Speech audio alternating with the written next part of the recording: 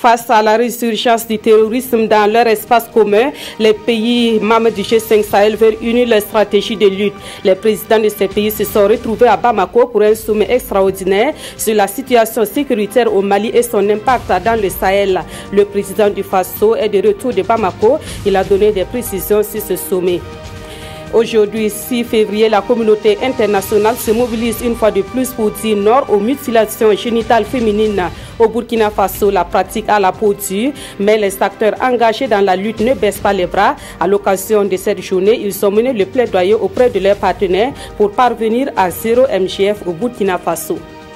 La première phase du programme d'insertion socio-professionnelle des jeunes sera bientôt mise en œuvre. Elle permettra d'employer 13 350 jeunes, dont 2 400 dans des emplois permanents. Ce programme est une initiative du gouvernement pour sortir les jeunes du chômage.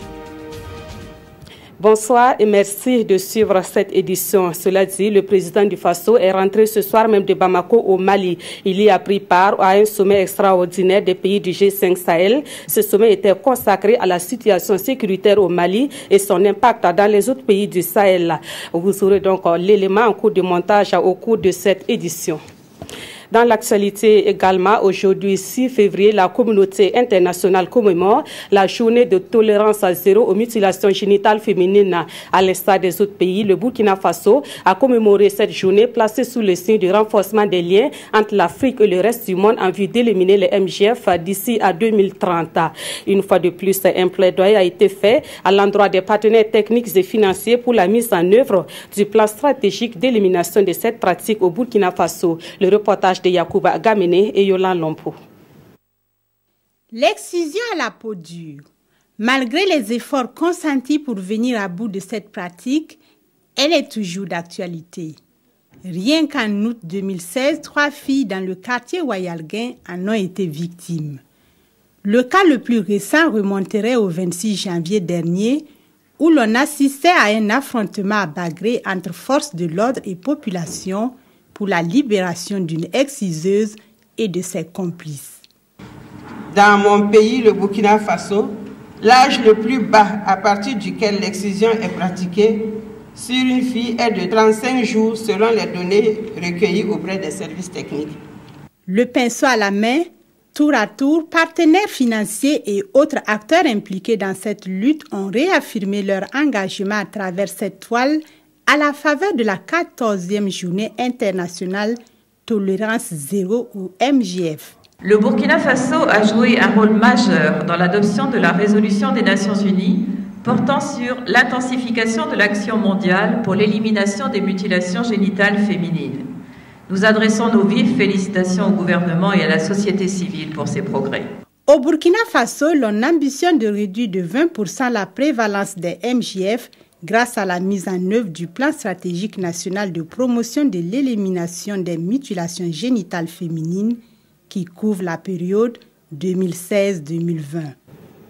Peut-être qu'elle est passée inaperçue, mais une autre journée est également commémorée ce 6 février 2017.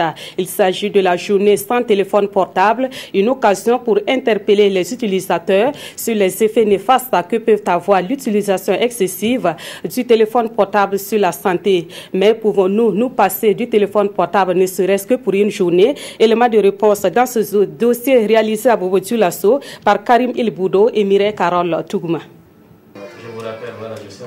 Moyen de communication instantanée, le téléphone portable fait partie intégrante de notre vie aujourd'hui, à telle enseigne que s'en passer pour certains est tout simplement inimaginable. De nos jours, on est là. Sans le téléphone, c'est comme sans la vie. Présentement, on ne peut plus s'en passer de communiquer avec le téléphone, puisque c'est un moyen rapide.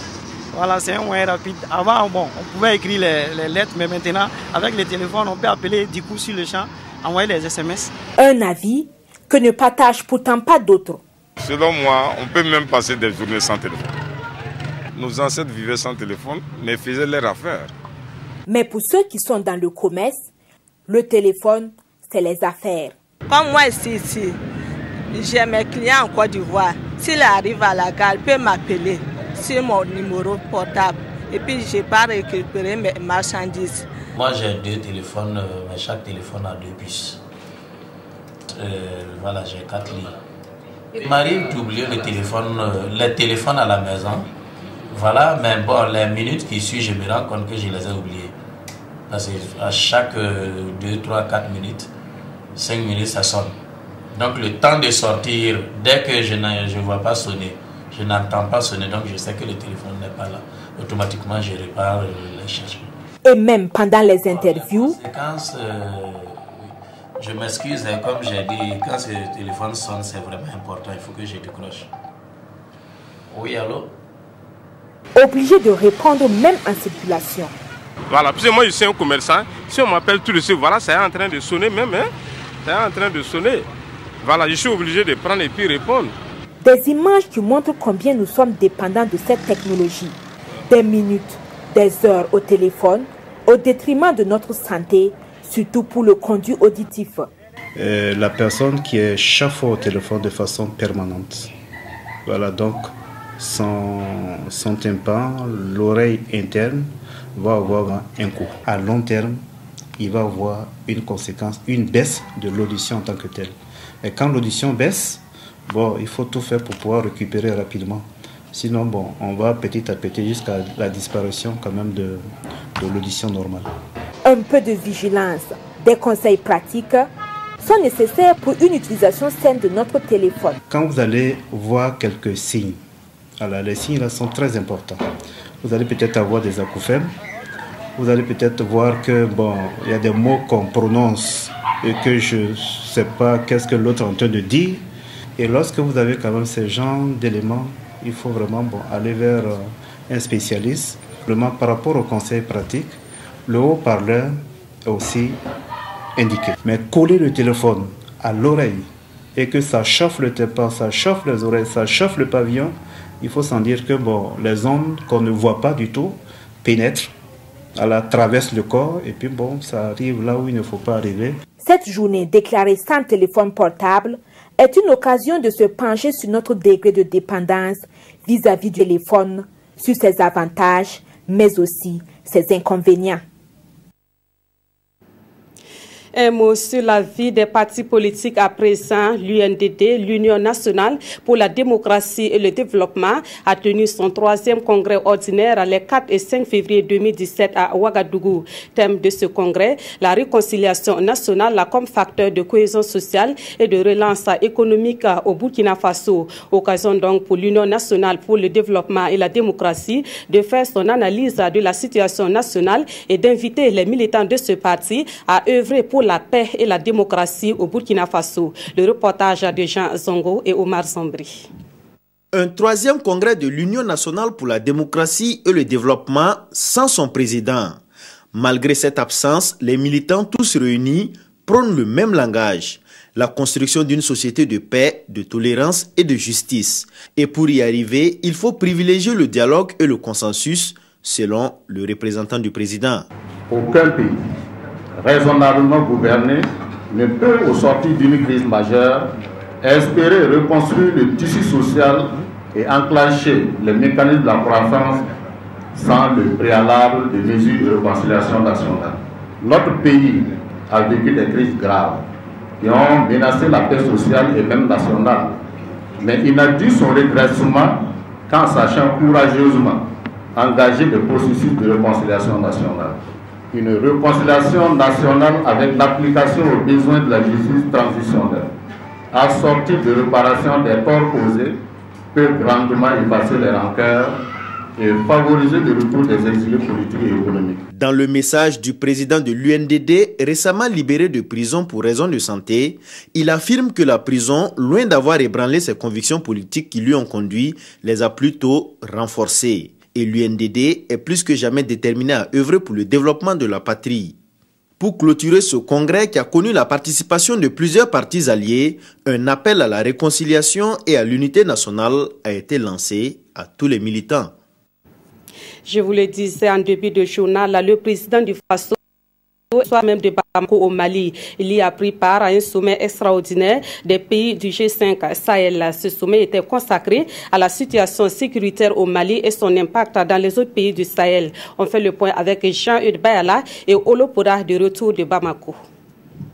L'intégrité du territoire malien, une réalité recherchée par les populations, mais aussi les pays membres du G5 Sahel, qui ont décidé ici à Bamako de s'attaquer au nord Mali, considéré comme le cœur de la menace terroriste.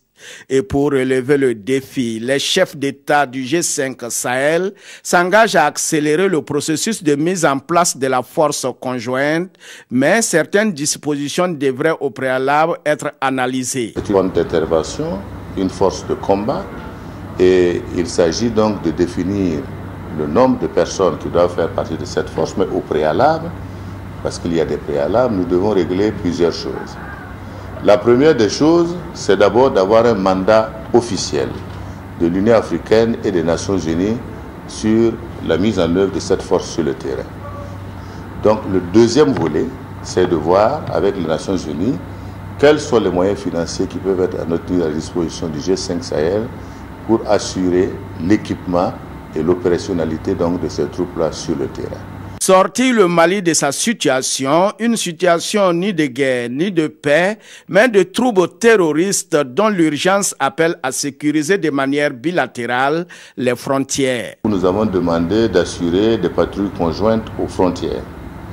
Ça concerne la frontière entre le Niger et le Tchad, la frontière entre le Mali et la Mauritanie, et la frontière qui concerne le Mali, le Niger et le Burkina Faso, qu'on a demandé que la mise en place des patrouilles conjointes soit faite rapidement en fonction des moyens dont nous disposons pour déjà assurer la sécurité des frontières. Le G5 Sahel, ce n'est pas seulement la lutte contre l'extrémisme violent, mais c'est aussi un cadre pour réfléchir sur les questions de développement.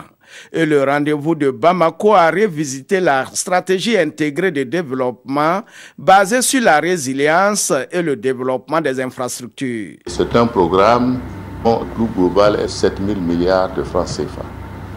Ce programme sera soumis d'ici 5 mois au bailleur. Le second volet a été de discuter des questions d'intégration, renforcement des échanges entre les pays du G5, d'une part. Deuxièmement, d'infrastructures, comme je l'ai dit tantôt. Et dans ce sens-là également, la volonté de créer, je dirais, une compagnie aérienne qui s'appellera pour l'instant Air Sahel. C'est désormais le président malien Ibrahim Boubacar Keïta qui a la charge de la direction de la conférence des chefs d'État et de gouvernement du G5 Sahel. Autre point de l'actualité, la FAO, le Fonds des Nations Unies pour l'alimentation, définit ses priorités pour le Burkina Faso concernant la période allant de 2017 à 2020. Les priorités de la FAO concernent notamment le secteur rural sur lequel une analyse a été faite. En attendant leur concrétisation, un atelier de validation de ces programmes s'est tenu le vendredi dernier où le reportage de Salifou Bilem et Kadi Sanogo. La coopération entre le Burkina et la FAO est au beau fixe. Après l'adoption du Plan national de développement économique et social PNDS par le gouvernement, la FAO a l'initiative d'engager le processus d'élaboration de son document cadre d'action pays pour la période 2017-2020. C'est ce qui explique la tenue de cet atelier. Une rencontre qui a pour objectif d'identifier avec le gouvernement et à travers une consultation de différents partenaires les domaines prioritaires sur lesquels l'assistance technique de la FAO se concentrera à moyen terme. La FAO ne va pas prendre tous azimuts toutes les priorités du pays. Nous allons regarder parmi les priorités qui cadrent bien avec notre mandat, lesquelles sont les plus pertinentes pour nous pendant cette période 2017-2020. C'est ce que nous allons regarder ensemble pour qu'à la fin, entre 3 maximum 4 priorités, se dégagent et c'est ça qui va conduire l'action de la FAO de 2017 à 2020. L'important, c'est qu'on aura un cadre programmatique pour la FAO, d'appui de la FAO au Burkina Faso, en accompagnement donc des actions qui sont faites par le gouvernement. Cette rencontre va aboutir à l'élaboration d'un document consensuel, pragmatique et opérationnel, en étroite cohérence avec les priorités nationales du secteur rural. La clôture de l'année internationale des légumineuses interviendra les 10 et 11 février prochains, respectivement à Kongoussi et à Ouagadougou. Le ministre en charge de l'agriculture a fait le point des préparatifs de cet cours d'un point de presse ce lundi. L'occasion était bonne pour le ministre Jacob Ouedraogo de rappeler l'importance des légumineuses aussi bien dans l'alimentation humaine animale que dans la fertilisation des sols. Pawadrogo Chansongo, Ismaël Diloma Sirima. Ce 11 février va intervenir la fin de l'année internationale des légumineuses. La production de haricots, de pois de terre et autres types d'aliments de la famille des fabacées ont été à l'honneur dans le programme 2016 de la FAO. De l'avis des agronomes et des nutritionnistes, les légumineuses sont riches en protéines. Elles contribuent aussi à la fertilisation des sols. Placé sous le thème « Valorisation des légumineuses dans le cadre des ODD et pour la résilience au changement climatique », la cérémonie de clôture de l'année internationale des légumineuses vise à présenter et partager des modèles de réussite. Un projet pilote de développement des légumineuses est en cours au Burkina. Il va coûter près de 150 millions de francs CFA. Dans la même dynamique, bien d'autres initiatives ont également été conçues et seront bientôt mises en œuvre avec pour objectif de promouvoir les légumineuses. Il s'agit du projet de développement des légumineuses dans les régions du centre-nord et du nord d'un montant de 1,343 150 000 francs CFA. La célébration de la clôture de l'année internationale des légumineuses se tiendra à Kongoussi et à Ouagadougou. Elle va réunir les producteurs, les chercheurs et les décideurs nationaux et internationaux. On reste sur le sujet de l'alimentation pour dire qu'à Ouagadougou, la Maison du Peuple abrite un événement de promotion de l'art culinaire. Il s'agit de la fois dénommé Terra Madre, placé sous le thème souveraineté alimentaire et développement durable. Cette fois, fait la part belle aux produits alimentaires locaux et met l'accent sur l'alimentation saine. Yacouba Gamine et Yolande Lompo. Le bio doit être au rendez-vous de l'alimentation de l'homme moderne. C'est du moins la conviction de la fondation Slow Food et de ses partenaires qui tentent de promouvoir l'accès à tous à une alimentation bonne, propre, juste. À cette première édition de Terra Madre, c'est toute la diversité culinaire des communautés locales qui est mise en exergue. Slow Food cherche à unir les voix de ceux qu'on entend trop peu dans un monde où l'agro-industrie écrase les plus petits. Donc aujourd'hui, Terra Madre, c'est l'occasion de montrer les produits locaux de qualité, de faire déguster, d'approcher le consommateur pour montrer biodiversité, territoire burkinabé. Cette grande richesse culturelle et culinaire malheureusement dévalorisée et ignorée, et l'initiative vise à rapprocher les producteurs des consommateurs. Nous avons découvert dans les différents stands plusieurs producteurs burkinabés qui ont su mettre en valeur dans un meilleur assemblage les produits locaux. Donc cela nous appelle à vraiment consommer ce que nous produisons pour une autosuffisance alimentaire et durable, pour une autosuffisance alimentaire saine. La présente foire se tient sous le thème Souveraineté alimentaire et développement durable. Elle vise à améliorer la productivité et la qualité des produits qui sont à la base de l'alimentation locale et à renforcer la capacité d'action des organisations paysannes. La viande a aussi son importance dans l'alimentation humaine. Encore faut-il que sa production se fasse dans de bonnes conditions d'hygiène. Et nous partons à Ouagadougou dans le nord pour faire ce triste constat à l'abattoir de cette ville. 4 ans après son inauguration, l'infrastructure dont la réalisation aura coûté environ 600 millions de francs CFA est aujourd'hui dans un état de dégradation avancée. Du coup, l'abattage et le transport de la viande se font dans des conditions à vous couper l'appétit. Constat avec Irénée Kaboré et Alidou Alain Savadougou. Du sang mêlé aux excréments et aux morceaux de viande, le tout ruisselant vers un canal bouché. Nous sommes à l'abattoir de la ville de Ouagadougou. Inauguré en 2008, Son fonctionnement devrait permettre de résoudre les problèmes liés à la santé publique et l'accessibilité à une viande de qualité. Aujourd'hui, tous les appareils sont en panne et l'infrastructure elle-même est en état de dégradation avancée. Le 18 juin 2012, les bâtiments ont commencé à tomber, c'est-à-dire le bâtiment technique du laboratoire. En 2013, c'est le laboratoire principal qui est touché au niveau de la toiture, c'est-à-dire que l'eau en saison pluvieuse suinte au niveau des voûtes, dans le laboratoire même. Les conditions de travail ne respectent plus les normes, à savoir, nous avons l'insécurité même des bâtiments de laboratoire. L'hygiène, comme vous pouvez le constater, est absente de ces milieux. La bouchère étant en panne, le ravitaillement de la ville de Wayuguya et les villages environnants se fait par des tricycles. Vous avez dit que la viande doit être propre. Comment si là où la viande ce n'est pas propre, comment nous allons faire pour que la viande soit propre? La viande doit être accrochée en haut, mais c'est en bas nous travaillons ça. On fait de notre mieux en tout cas pour rendre propre la consommation. Nous on veut vraiment une amélioration de plus pour nous faciliter la tâche. L'abattoir communal est une coopération suisse destinée à générer des revenus qui serviront à réaliser des œuvres sociales au bénéfice de la population. Nous avons commis un cabinet pour nous faire une étude exhaustive de l'ensemble de ce qu'on peut faire. Nous nous sommes rencontrés pour la restitution. Nous avons donc effectivement apporté des amendements. Les autorités communales et nationales sont invitées à prendre des dispositions pour le bien-être de la population.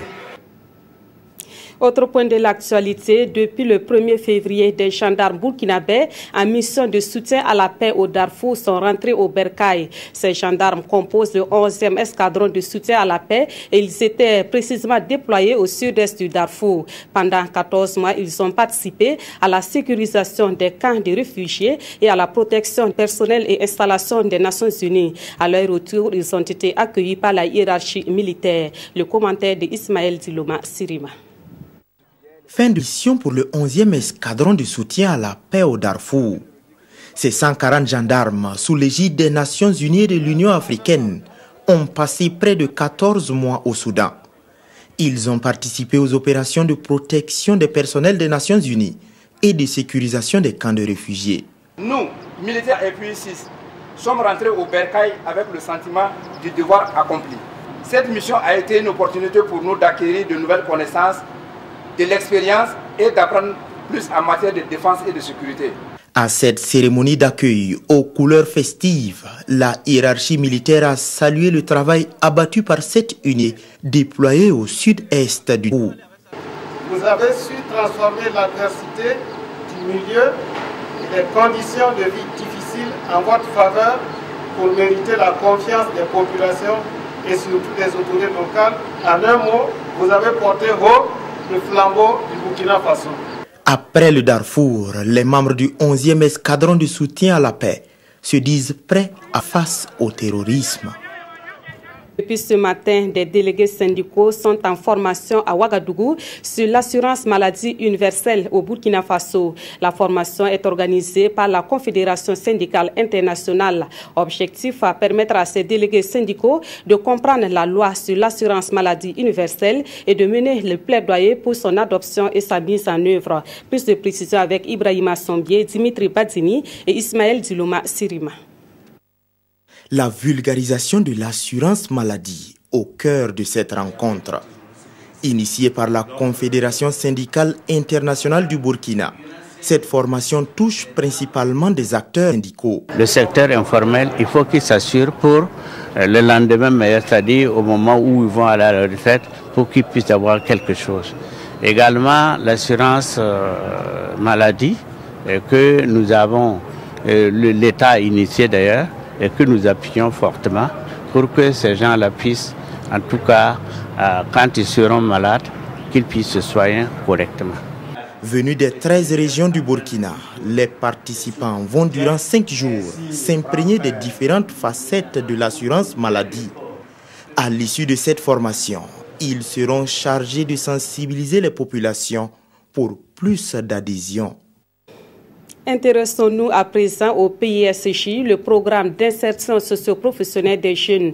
La première phase de ce programme va permettre d'employer plus de 13 000 jeunes, dont 2 400 permanents. Le programme d'insertion socio-professionnelle des jeunes et les actions pour sa mise en œuvre ont été présentées à la presse. La conférence de presse a été animée par le ministre de la Jeunesse et de l'insertion socio-professionnelle, Konsoun Koulibaly, Ismaël Zuloma Sirima. Plus de 10 000 jeunes du Burkina seront recrutés pour les travaux de haute intensité de main-d'œuvre. L'opération va durer 6 mois et va concerner les Burkinabés déscolarisés âgés de 18 à 45 ans. Après ces travaux, le ministère en charge de la jeunesse promet de former ces jeunes au métier pour leur insertion socio-professionnelle. Nous avons élaboré et nous sommes en train de mettre en œuvre le PIJ, le programme d'insertion professionnelle, socio-professionnelle des jeunes. C'est un programme avec des axes qui permettront de réduire le chômage. Dans le programme d'insertion socio-professionnelle des jeunes, les diplômés des universités et écoles supérieures sont pris en compte. Le département de la jeunesse prévoit de les placer en stage de pré-emploi. Le PIJ, c'est pour répondre à une situation d'urgence. C'est un programme d'urgence. Et là, il y a 2 dimensions. Il y a la dimension conjoncturelle, il y a la dimension structurelle. Donc nous sommes en train de combiner les deux. Et je dis que la responsabilité des jeunes aussi est également engagée. Ce programme d'insertion socio-professionnelle est financé à près de 5 milliards de francs CFA par le budget de l'État. Un mot de culture dans cette édition. Le Festival international des rythmes et traditions a refermé ses portes hier à Zorgo, dans la province du Ganzourgou. Cette manifestation se veut une tribune de valorisation de la culture et elle était à sa 2e édition. Plus de 60 groupes de musique et de danse ont tenu le public en haleine pendant les 3 jours. Ce festival a été organisé par l'artiste traditionnel Zougna Zaramda. Le reportage de Roger Kam et Aruna Mari. Des rythmes, des pas de danse traditionnels, des masques. La 2e édition du festival Père-Wende de Zorgo, dédié à la promotion de la culture, baisse ici ses rideaux. À l'heure du bilan, plus de 60 troupes présentées au public, en plus des échanges thématiques à l'issue des 3 jours de festivités. Je suis vraiment très content. Nous avons pensé qu'une telle initiative permettrait de promouvoir notre culture et de perpétuer nos traditions. Si quelqu'un vit sans rien connaître de sa culture, de ses origines, il ne saura jamais orienter sa vie et lui et ses descendants perdent alors leur repère. Préserver la mémoire collective des générations par le biais de la croix de transmission des rythmes et traditions, c'est une initiative louable selon ses convives. Le représentant des Mogo Naba et d'autres orateurs du jour appellent la jeune génération à se nourrir de la sève du passé pour bâtir leur vie. C'est une très belle initiative culturelle que le chansonnier, le célèbre chansonnier Zougna Zaramda, qui est également un fils du Ganzourgou, a initié. Le gouvernement burkinabé a placé la promotion de la culture au centre de ses préoccupations. Parce que, vous le savez, le fleuve coule vers la mer en étant fidèle à ses sources. Le Festival international Père-Wende des rythmes et traditions projette tenir sa 3e édition en 2019 avec toujours la même conviction, foi de Zougna Zaramda. En sport, nous revenons ce soir sur la victoire du Cameroun à la Coupe d'Afrique des Nations 2017. Les Lions indomptables ont arraché leur 5e titre de champion d'Afrique en football devant les Pharaons d'Égypte. Retour donc sur le match final de la CAN 2017 dans ce élément signé Kalfa Ouattara. Vincent Aboubakar qui redonne la coupe au Cameroun 15 ans après. Quelle finale renversante! Les Lions indomptables sont parvenus au bout du suspense à s'imposer face aux Pharaons pour s'offrir la 5e CAN de leur histoire. Il a fallu attendre la 80e minute pour que Abou Kassel, pour contrôler de la poitrine, enchaîne avec un sombrero, puis une volée croisée. Un magnifique but qui consacre les Lions indomptables, les nouveaux rois d'Afrique.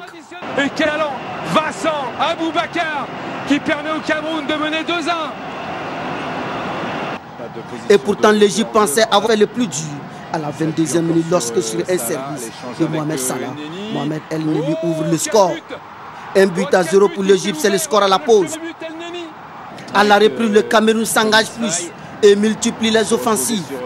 Transfiguré par l'entrée de Vincent Aboubakar, les Camerounais obtiennent l'égalisation à la 58e minute. Nicolas Nkoulou égalise de la tête. Les Lions indomptables sont dans une bonne dynamique. Moukandjo tente sa chance à plusieurs reprises. Mais la mission viendra de Vincent Aboubakar.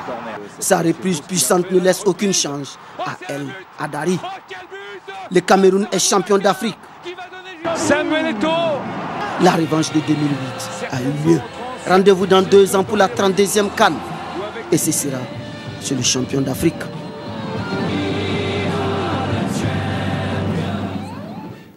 Voilà, en attendant donc de vous faire voir les images dans nos prochaines éditions. Sachez que les Lions indomptables du Cameroun ont été accueillis avec triomphe ce lundi à Yaoundé. Et comme déjà dit, dans 2 ans, c'est-à-dire en 2019, ils défendront leur titre à domicile puisque c'est le Cameroun qui organisera donc la 32e Coupe d'Afrique des Nations. Et puis, au Burkina Faso, cette victoire justement de l'équipe camerounaise est largement commentée par les parutions de ce lundi. Les quotidiens ont aussi accordé une place de choix à nos étalons classés 3e à cette compétition et qui ont été accueillis avec triomphe dans la capitale burkinabé. La revue de presse est avec Aimé Solange Guigma. Une 3e place actée et un retour triomphal au pays affiche l'Express du Faso. Pour l'observateur Palga, c'est un très beau clap de fin de CAN 2017 pour le Burkina qui efface en même temps la triste page de 2015 en Guinée équatoriale. Pour l'une des rares fois, reconnaît Sidouaya, notre 11 national l'a séduit par la qualité de son jeu, sa détermination à remporter ses matchs. Bravo aux étalons, s'exclame-t-il. Aniké Barka, faux étalon, renchérit le pays. D'après ce journal, la solidarité sans faille face à l'épreuve a été la marque déposée des étalons à cette CAN. L'on doit également cette belle chevauchée des étalons, explique le journal, à l'encadrement technique avec à sa tête le bienheureux Paulo Duarte qui, grâce à son sens du coaching efficace, allié à sa capacité à garder ses vestiaires à l'abri de la guerre des égos, nous a offert ce parcours exceptionnel des étalons. Accueillis en héros à Ouagadougou, indique le quotidien, les étalons ont été décorés par le chef de l'État Roch-Marc Christian Kaboré qui les a félicités pour la 3e place, précise notre temps. Pour ce journal, le plus important, c'est que le niveau soit maintenu et c'est maintenant que le vrai travail commence afin de réaliser l'exploit en 2019. Mais en attendant, les Lions indomptables du Cameroun savourent leur victoire sur les pharaons d'Égypte. À 2-1, les Lions tiennent enfin leur revanche au sommet d'un 5e sacre, explique Ordio Faso. 15 ans après, c'est un bon climax pour le Cameroun qui par ailleurs abritera la 3e CAN en 2019, conclut Sidouaya. Et c'est la fin de cette édition. Merci de l'avoir suivi et merci de rester fidèle au programme de la RTV.